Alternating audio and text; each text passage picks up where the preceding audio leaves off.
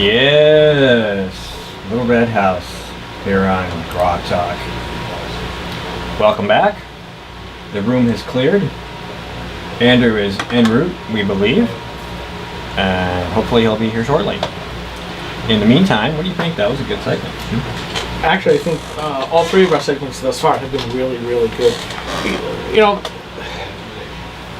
we may have, it may seem like we gave Jim a hard time, but what we're trying to do with all the candidates that will come through here, Steve, and you know this, you've been around me for a while now, we want to know what people really say. We're not interested in just hearing the top level kind of stuff. We want to get down to the foundational stuff so that people really know. Certainly we scratched the surface with Obamacare. We need to know more of what his stance is on that. And I'll be flat out. I think that we need to defund Obamacare and get rid of it. And if there are things that are good about it, you know, I'm not in favor of the 26-year-olds. When my kids got older, they're supposed to be adults. They should be providing for themselves, not me.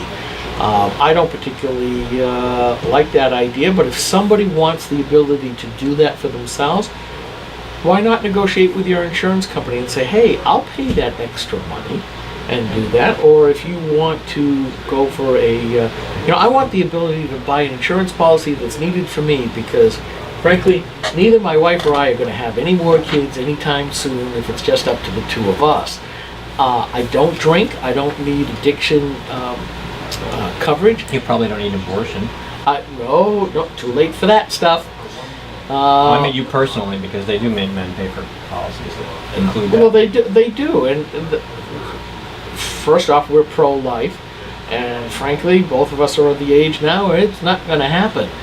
And in a real actuarial calculation, they would take that into account.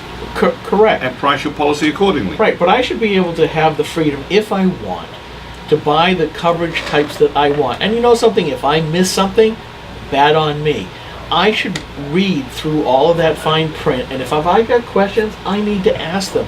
But so much today is like, oh, just sign up, and then you get mad afterwards because you haven't read the fine print. And that is a problem that I shouldn't have to be responsible for. It shouldn't be a problem that politicians stick their nose into the business and say, well, most people don't read it, so we're going to make a law that tells the insurance companies what they have to do. And that's really what it comes down to. People are not taking responsibility for themselves and then expect government to take care of them. I know Jim was talking about solutions, and we talked about them a lot when Obamacare came up, and one of the most important ones we tried to implement in New Hampshire with the Republican legislature in 2011, 2012, and that was opening up the marketplace so that anybody who could sell insurance could sell it here. If you've got 100 different insurance companies competing legitimately for your business, you will get the coverage you want at the price you can afford, no doubt. And unlike voters, I don't care if insurance companies are domiciled elsewhere. Right. It doesn't really matter. I mean, if they can legitimately provide you the service and in a meaningful way, and you get rid of this cartel between these limited number of insurers and these service providers, the hospitals and all these other healthcare providers, that make it impossible for them to do business with 100 different insurance companies. You know, I mean, this should be able to happen. There should be no reason why we can't just open the marketplace up and just make it easier. It drives me crazy. Yeah, and I think Jim's got the right idea. I kind of said that we no longer have healthcare insurance marketplaces anymore. They've become healthcare payment systems instead. And that's how they're viewed. I think Jim was right when he said we need to go back to when it was catastrophic type stuff, when on car insurance, house insurance, you buy insurance so when the really bad stuff happens, you're covered for that. And that's the way it's supposed to work. The HSAs, the health savings accounts, where you get to pay for your medical stuff as it comes along, and when really, really bad stuff happens, that's when the higher deductible insurance policy kicks in, and that's really where it should be. I think to Jim's credit, Republicans have solutions, and they do need to say they have a solution. Yeah. But the point is not, you got to say it differently. You can't say we need to fix what we have. You can completely get rid of Obamacare in the same pen stroke as you implement whatever it is you want to replace it with, it's necessary, if anything. I mean, just as a point of reference. So, First of all, nothing is better than a bad law, but having a solution, having an alternative ready to go to say this is how we're going to make your healthcare better and cheaper, that's important. And we did have a lot of those solutions that were being bandied about and talked about before Obamacare went into effect, when it was passed, and even afterwards, but people seem to have forgotten about that. But once again, we have another segment, and once again, we have another guest, so once again, we're going to turn to a different subject, and I am pleased to announce that we have Grok friend Andrew Hemingway having just sat down, and I bet you were looking for a parking space. I was looking for a parking space for quite some time. That's good though. I mean, it's good that Concord is busy and bustling this Main morning. Street it is. You have to get here around. If you get here later than 8, forget it. Parking space. That's amazing. Well, even 820 was pretty good. Just pulled right in. It's great. Yeah. Can I make one note on that last comment? On your last point about the Obamacare? Sure. I mean, we have a Senator, Mike Lee, who's got a very good amendment put into place. Kind of taking the idea that now that they've said that this is a tax, there's different regulations and different pieces of legislation. So it'd be very easy for them to defund Obamacare right now, right out of the gates. Yeah. And there's a lot of senators, including Marco Rubio, who have signed on to the idea of defund. And there's groups like Red State and other Tea Party groups that are out there who are saying, if you vote to defund this, or we're going to primary challenge you. Yeah, I know that Kelly Ayod's name is on the bill right now, but not on Mike Lee's letter. We need to ante up stuff because, that's sort of a half in, half out kind of deal. But that's a whole, this is one of the reasons why you're here, is to talk about electoral politics, because you've got a great new project coming up. I'm going to say one real quick thing on that. I have my suspicion. The bill is guaranteed to fail. The letter and the gang that's getting together around Ted Cruz and Mike Lee is a push to ensure that the continuing resolution fails, and therefore the government loses funding unless they take Obamacare out of it. Yeah. And that is a battle of brinksmanship, which I'm not sure our senator is up for. Yes, but Steve always has that Republican repair kit to hand out. I do, yeah. I made that. Anybody can use it. Help yourself. And we'll have to put that up. It's 2 metal balls in a spine. Those are in short supply. They are, yeah. They are. You'd think if I sold them, I'd be rich. You definitely. I'm giving them away to any Republican that wants them. Yeah. Good luck Right. with that. But we're here for Andrew to tell us about what he's doing to make sure that Republicans actually can get votes out. Yeah, and you've got a brand new group with a brand new purpose. So start yakking and we'll keep quiet. Sure. So we have been working on the New Hampshire Republican Leadership Institute. We are an organization that's designed to help Republican candidates' committees' causes by providing them with data, technology, and training. We have a new headquarters down in Manchester, right off of Elm Street, 1850 Elm Street, and we are building data and technology infrastructure for the party, for the state of New Hampshire, to help Republican candidates, real Republican candidates, get elected to office. And as opposed to faux Republicans? Well, Republicans. He dares not say it, but I can say rhinos, faux Republicans. Yeah, we're interested in seeing Republicans elected, capital R Republicans elected to office, and so we have been very diligently building a significant database. At this point, we have, almost the entire statewide file loaded. We've got over 100 data points on just about every single voter in the state of New Hampshire, including, income, marital status, kids. We're collecting census data. We're collecting market data. We're collecting voting history and voter data. And so what we're trying to do is prepare and kind of catch up to Democrats and hopefully to leap ahead of the Democrats going into 14 and 16. So at 100 data points per person, that's a ton of data.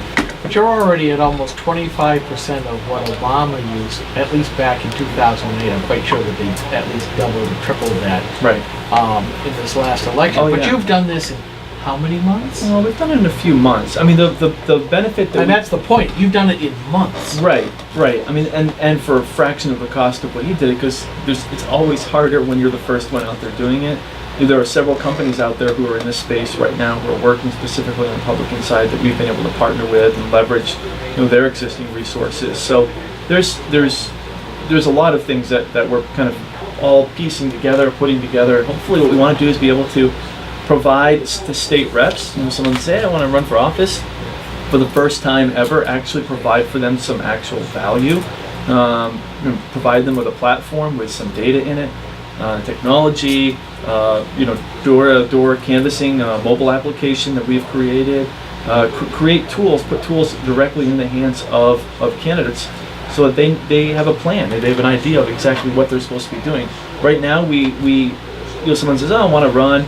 Maybe that candidate gets access to voter vault. Sometimes they do, sometimes they don't. It's a who knows. And then when they do, they find out that close to 30 to 50% of the data is wrong. I met with Robert Boyle this last week out on the Seacoast. He ran for office in this last election, and he's a tech guy, he's a computer guy. So he said, I went out and I bought a bunch of data from other sources that I could find because I couldn't get access to the state voter vault. Finally, they give me access to the state voter vault. No reason, just why. That's just what they decided to do. And they, so what he did was he took all of his data that he had collected, refined and used, and he matched it in one single swap against the voter vault just to see which records were correct. He said there was over 70% errors in what we're using in voter vault right now. 70%. And so he thought it was a big joke. He just was laughing and just said, no wonder we're losing. I mean, this is not the silver bullet that makes you win elections. It's not. But we at least have to be competitive in these realms in order to have a chance. And at this point, we don't even have a fighting chance. My contention was that when the news of the Obama data machine came out, I realized that the whole, just like what the internet has become, which was a disruptive technology when it first started to really deploy hard and wide, the Obama data machine was the same thing for elections going forward, campaigns going forward, that you had to have this just to be on the floor. Just like you need a palm card, you need campaign signs, you need committed staff, you also need this as a tool. There's just no way around it. Unless you're in such a small area that you can still go door to door to do this, you need this. And I'll tell you something, the state party made it rather hard to get at voter vault. Because I remember doing it for Belknap County. I brought down all the data for the county. I redid all the reports to make sure that it was much easier for these older, non-technical people to actually use the data. I said, what do you want to see? I'll make it happen. Right. And then this last couple of elections, I've been shut out, so I can't help people. That's what I'm saying. I know. And you go, what a waste. But, if somebody's going to use this, and frankly, I'm planning on running in my local election again, so I want to be part of your QA team. Right. And I think most of us are at Greenwich Rock. We're political activists. We want to get involved in this. I think we want to be able to help you out as much as we can, because we're all techies here. What would I see if I'm running for? Well, I will be running for budget committee in that. Yeah. Again, up in my tiny hamlet of Guilford. How would this tool help me? So when you log in, when you log in, you're going to see a map of the state of New Hampshire. Yeah. And you're going to have your, whatever is the district that you're running for will be highlighted or outlined. You can then say, okay, I want to see the Republicans in this district. You click on Republicans, you're going to see dots on the map of exactly where those Republicans in your district live. You can then say, I want to see only the females in my district. Click on the females. I want to see ages, 45 to 55, and the map changes to reflect all those different changes. I want to see individuals who've contributed to political campaigns in the past. Okay, click on that. So now you've got a list of, whatever, 100. Sounds a lot like placing a Facebook ad. It's very similar. This isn't rocket science. It's not like it's a new idea, right? This is the way that it's obvious. It really is like political campaigning 101, which is, who am I trying to reach? how do I find them? Where are they? Right, which is what this piece is helping you do. And then you got the third piece, which the candidate has to decide, is what's the message that I deliver to those people in order to convince them that I'm the right person. And this whole time we've been saying, even Romney. I mean, this technology is not new. I mean, this exists exactly right. Only like the Facebook ads or any sort of just basic ads. It's who am I trying to reach? Where are these people? Micro-targeting. Yes, and it's basic. It's been they've been talking about this for years. Howard Dean was one of the first guys out there talking about this 10 years ago, 13 years ago. And for some reason, the RNC has just refused, absolutely refused to adopt this method. And part of the reason is because it's hard for their political consultants to get commissions on stuff. When they can just keep running TV ads and do direct mail buys and make commissions. I have maintained that for all of the hundreds of millions of dollars that the left has spent on this, and the Democrat Party has their own version of this in conjunction with a few other states outside of the Obama data machine. I'm not sure how many Republicans know that, that Ray Buckley controls the strings and access to that here in the state. It's really just a tool. We techies can start talking about databases and tables and relationships and inner joins and outer key, foreign keys and all that other techie stuff that underneath the hood is really, really important. And as techies, we can really get caught up in, well, what kind of protocol are we going to go from this database to this particular presentation device, whether it's an Apple iPad or a Android smartphone or my PC or whatever. But it really comes down to one thing. How do you get the candidate to get in and face-to-face with a prospective voter? That's all it really comes down to. All of this stuff is important, but you've got to get to the right people, and that's where this tool comes in. That's right. And this is what I'm trying to say is that this is a great sort of misnomer, which is when I ran for state party chair, I was out and I'd be talking about technology, of course, because that's what we needed to do, right? We still need to do this 7 months later. We got a brand new website though. So while I'm out talking to people, I'll be de-amplifying that. The big criticism was, oh, well, what are we going to do? Just sit in our office and tweet all day? Oh, you still have to shake hands and talk to people and yada yada. And this is exactly right. Productivity problem. And my thing is, Obama team, were they still going door to door? Yeah, they were going door to door. Were they still making phone calls? Yes, they were. The difference is that their phone calls were 100 times more efficient. Their door to door, 100 times more efficient. Yep. And technology is not replacing these things. When I go out and I talk about technology, I'm not saying, oh, we're gonna, do away with all this, person to person. I understand person to person's important. What I'm doing is making it more efficient, making it more effective, and using volunteers' time better, things like that. And so you're exactly right. It's not just about finding people. It's finding the right people. Because guess what? Only certain people vote in Republican primaries. It's the same ones all the time. They're the same people. So that's, if I'm going to run in a primary, who do I need to talk to? People who vote Republican primaries. And if, for example, and I was talking about this with some locals in Merrimack, if you find people who vote in Republican primaries, or vote in local elections, town elections, but don't vote in primaries, you can find these people. You're more likely to get somebody who votes in a town election and vote in a primary if they've never voted in a primary. And you can go find those people using this research.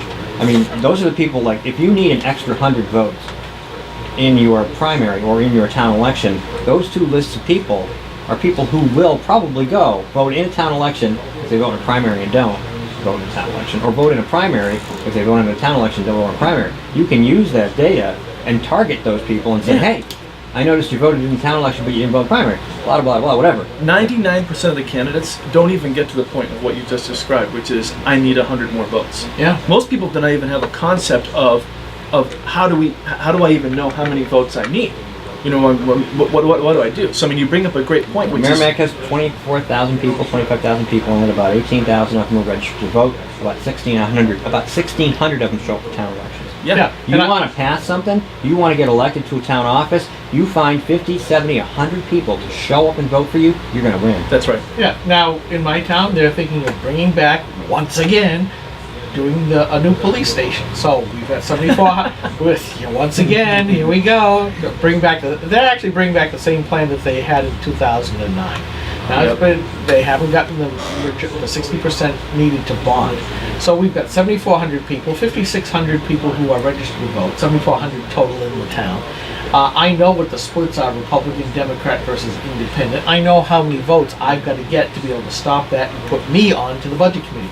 I need approximately 700 votes in any kind of town election to put me on. So once again, like Steve, we seem to know this.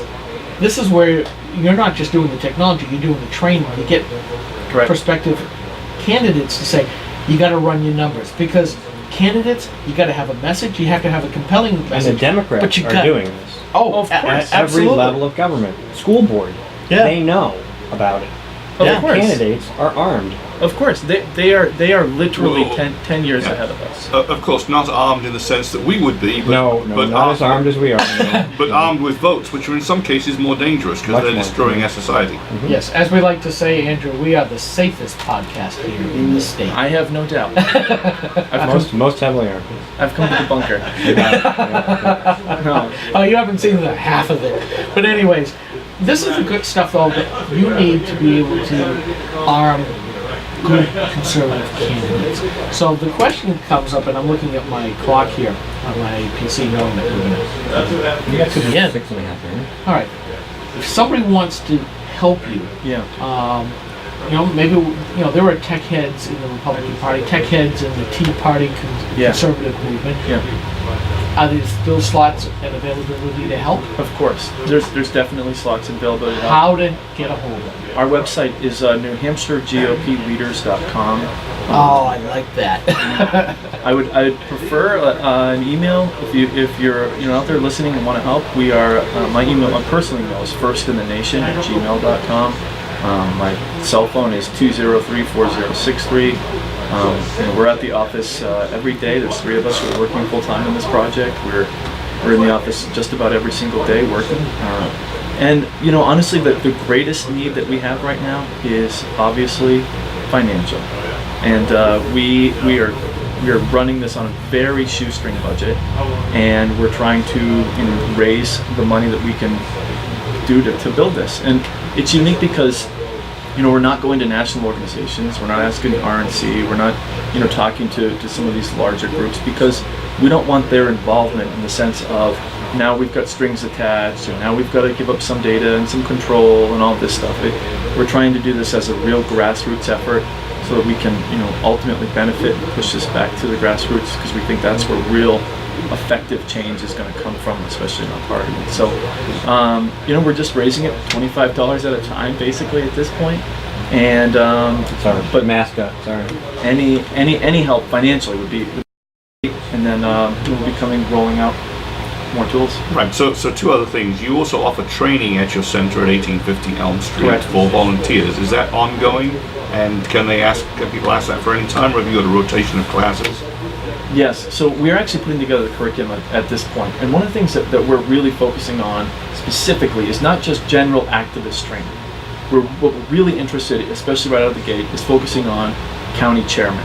We think that county chairman in the GOP structure, organizational structure, are a neglected group of individuals that are very, very, very important.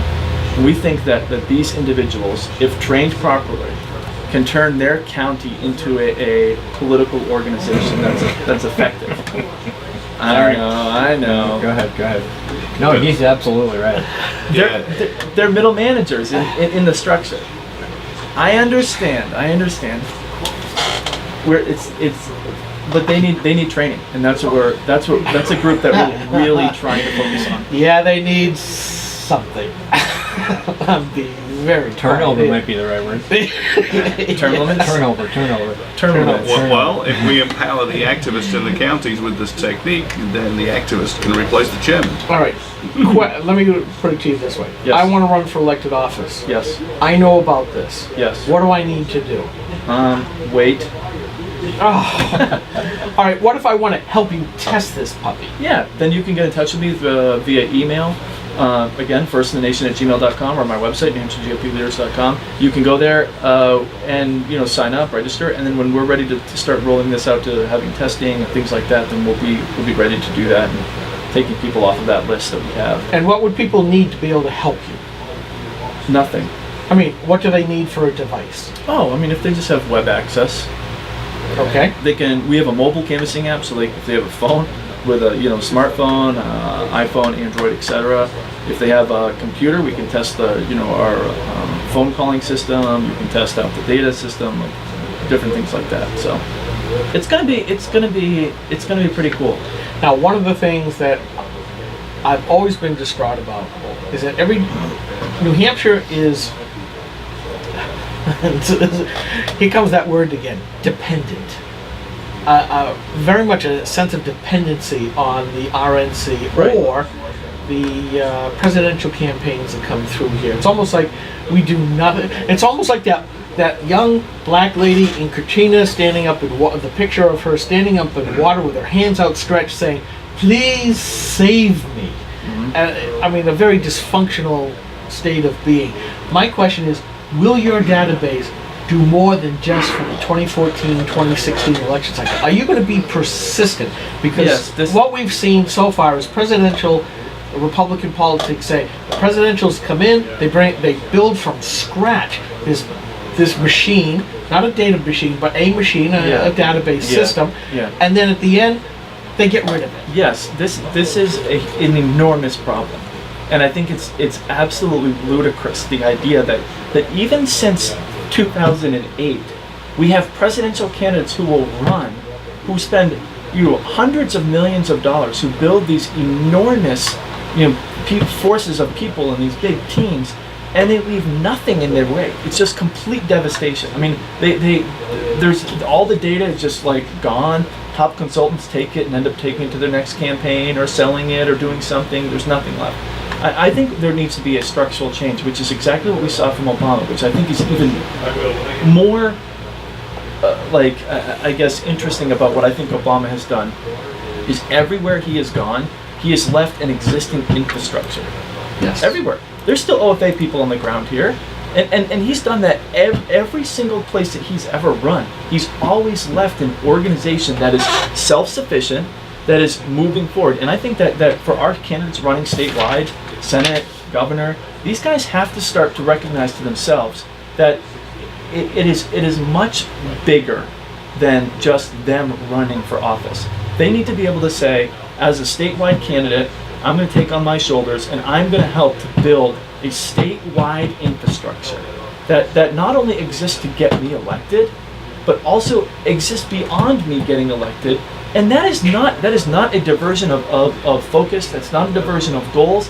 It's absolutely critical to their success to say, okay, not only am I going to use this money that I'm raising from national sources to help build my campaign, I'm also going to do it in a way that's a sustainable model to build an infrastructure for our party going forward.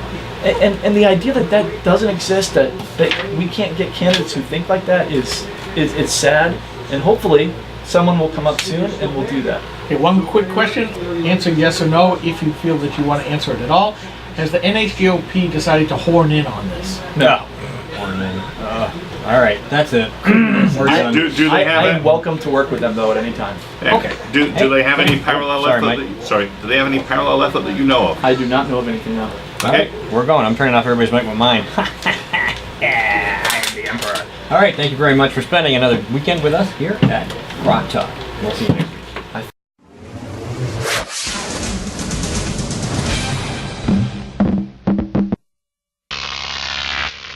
Grok TV.